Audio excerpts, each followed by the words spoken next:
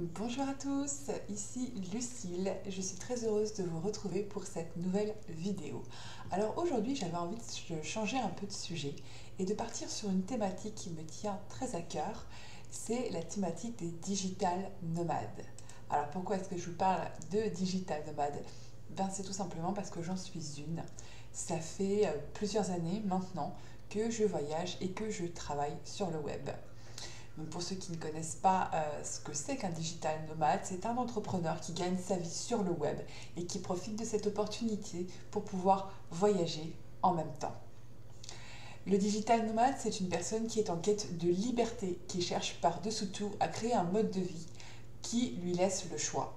Le choix de vivre où il le souhaite, de travailler de n'importe où, n'importe quand, de choisir tes clients, de choisir ton programme, en fait, de tout simplement créer ton propre business en ligne.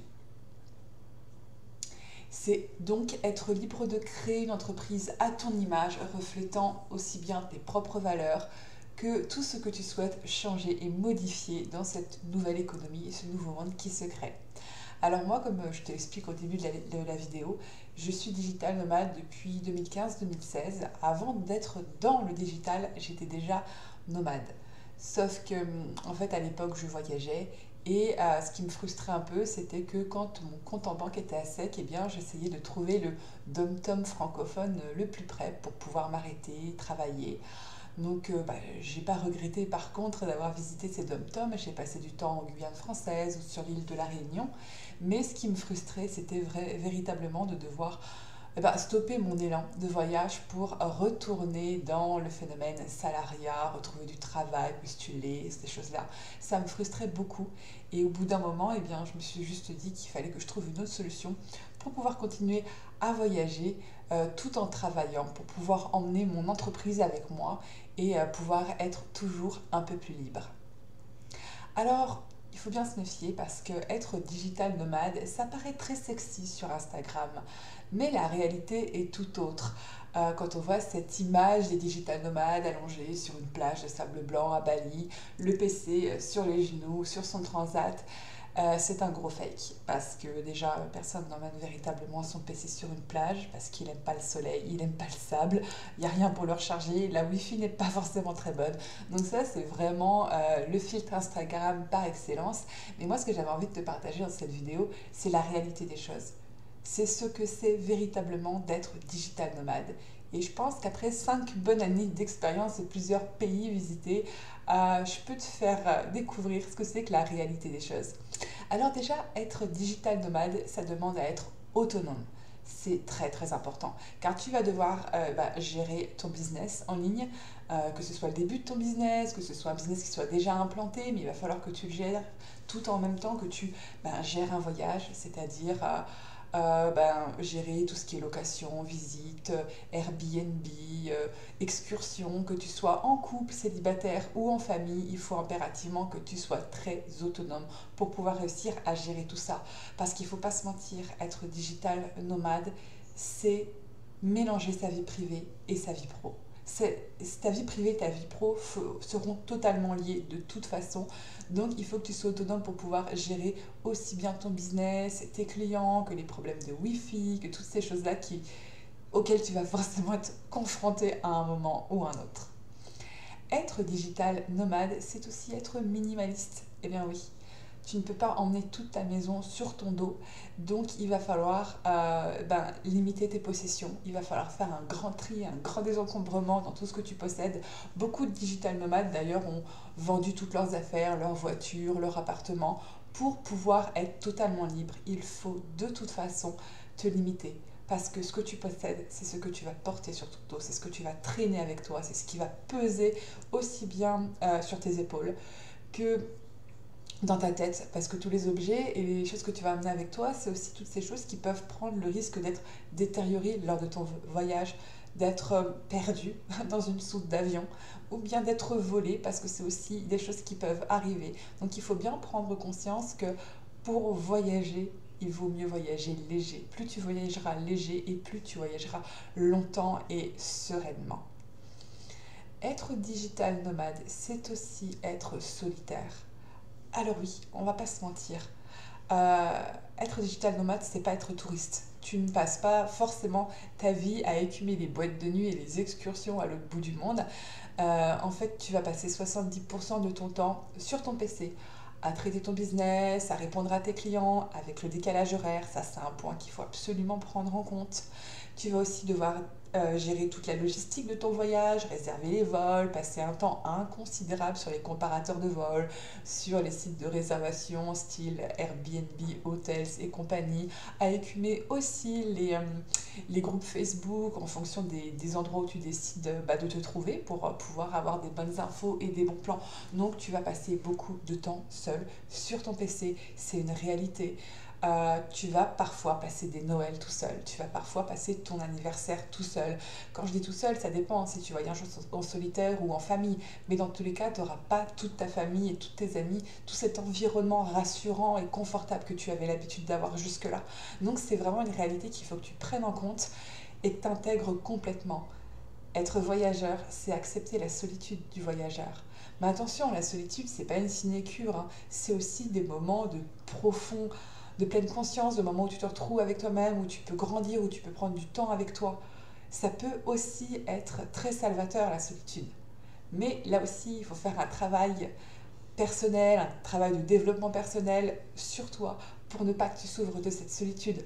Sinon, ce qui se passe au bout du temps, c'est que tu deviens digital nomade pour 5-6 mois et puis au bout d'un an, il y en a la moitié, voire les trois quarts qui pètent un plomb puis qui rentrent chez eux parce qu'ils se rendent compte qu'ils ne sont pas faits pour ça, parce qu'ils n'ont pas pris en compte tous ces éléments avant.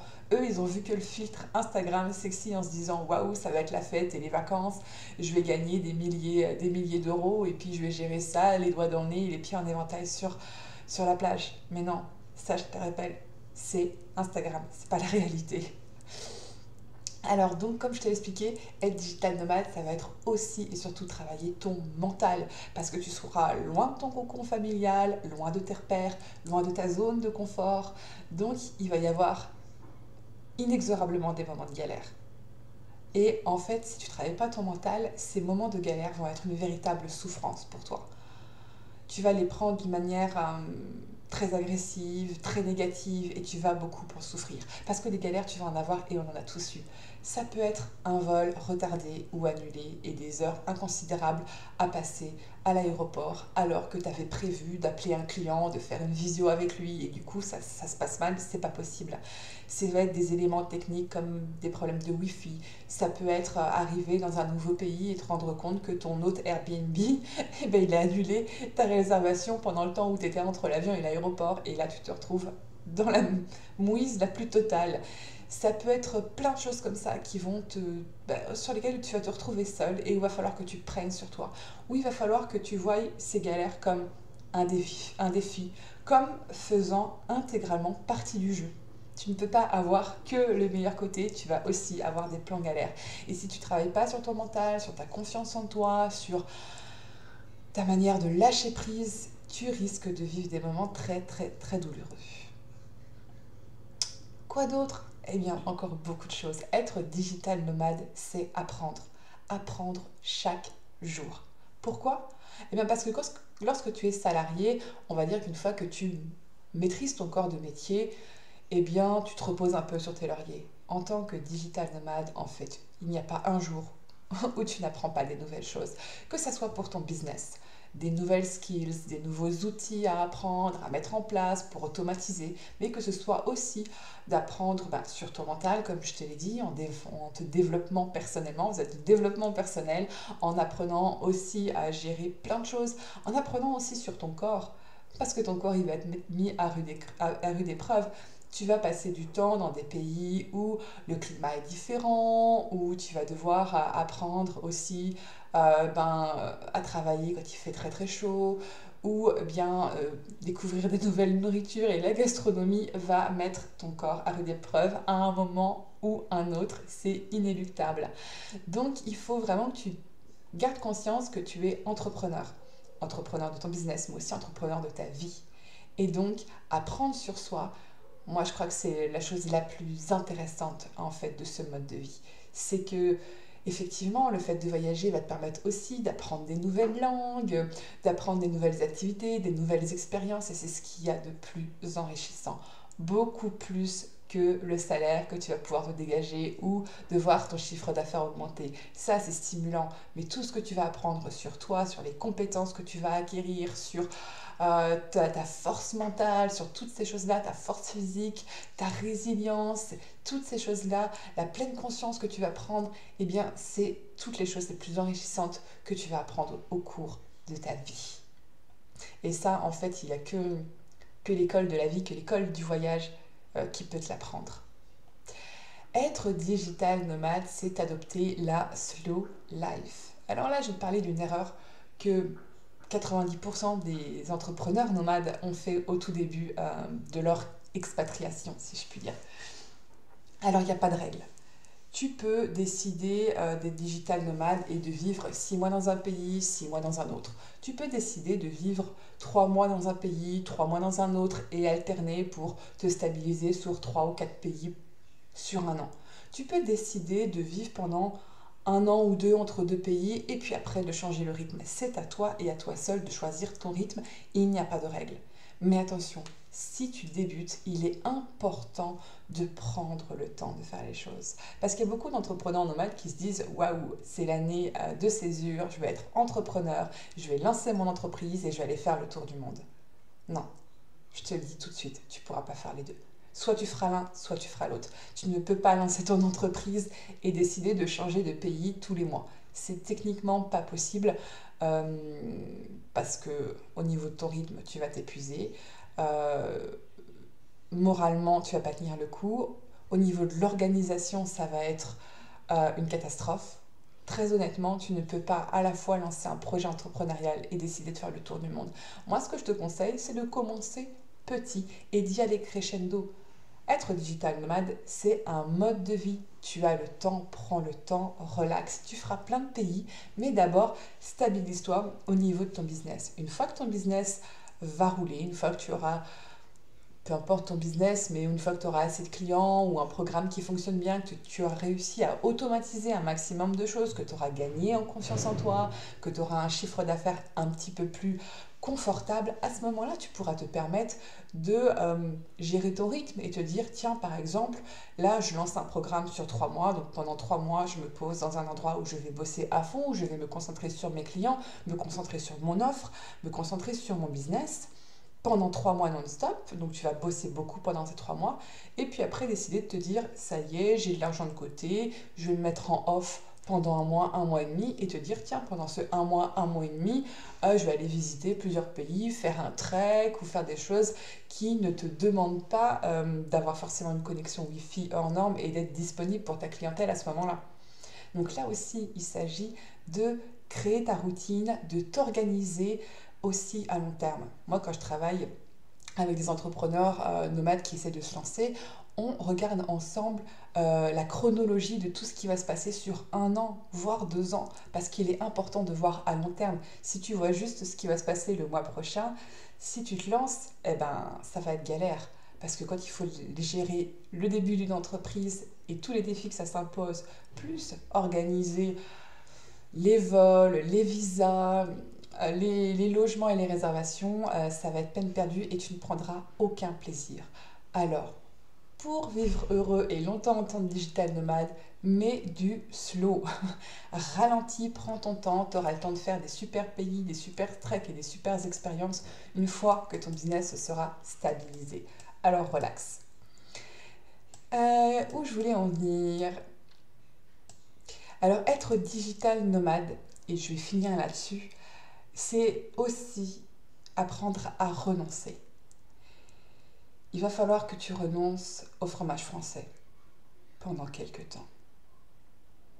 Lorsque tes amis mettront des photos de leur raclette partie, toi, tu pourras peut-être trouver que de la vache qui rit en magasin. C'est une réalité. Tu vas te rendre compte que, à part en France, la mayonnaise, qui était peut-être l'une de tes sauces préférées, est toujours sucrée partout où tu la trouves.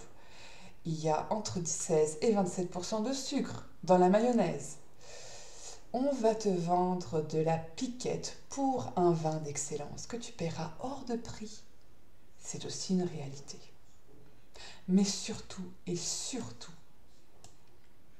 il va falloir que tu renonces au confort d'une vie toute tracée parce que le monde a beaucoup plus à t'offrir. Bienvenue dans la team des Digital Nomades. Et si tu as besoin d'informations, si tu as des questions, n'hésite pas à les laisser en commentaire. Moi, je serais très heureuse de te faire partager d'autres expériences de ma vie de digital nomade. Et puis si tu as aimé, laisse un pouce, comme ça me dira que tu as envie d'avoir plus d'informations sur la vie de digital nomade parce que j'ai plein de choses à te raconter. Et n'oublie pas de t'abonner à la chaîne, on a plein de choses à partager ensemble. À très bientôt!